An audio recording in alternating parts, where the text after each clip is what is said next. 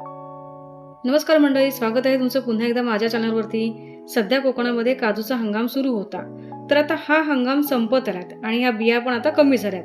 मग या बिया वर्षभर आपण कशा खायच्या किंवा त्या वर्षभर कशा स्टोअर करायच्या, त्याच्यासाठी हा डिटेल व्हिडिओ आहे.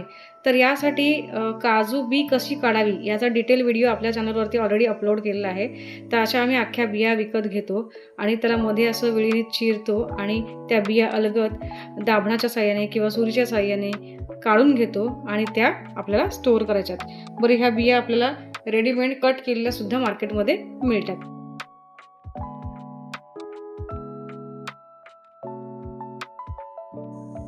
तर या अशा बिया आता आपल्या काढून झालेल्या आहेत.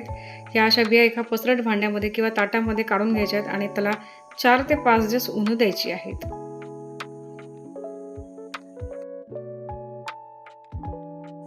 ऊन दिल्यानंतर ही बिया अशा साईजने कमी होतात आणि छान सुकतात. बरं, ह्या बिया आमच्याकडे ऑलरेडी स्टोअर केलेल्या आहेत आणि त्याची सालही काढलेली आहेत, त्यामुळे ते तुम्हाला अशा दिसतात.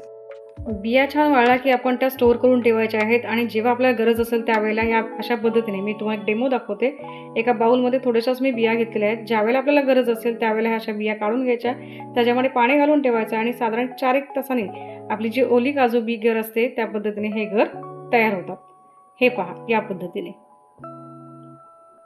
तर अशा पद्धतीने तुमच्याकडे बिया असतील तर ट्राय करा आणि व्हिडिओ आवडल्यास कळवा. धन्यवाद.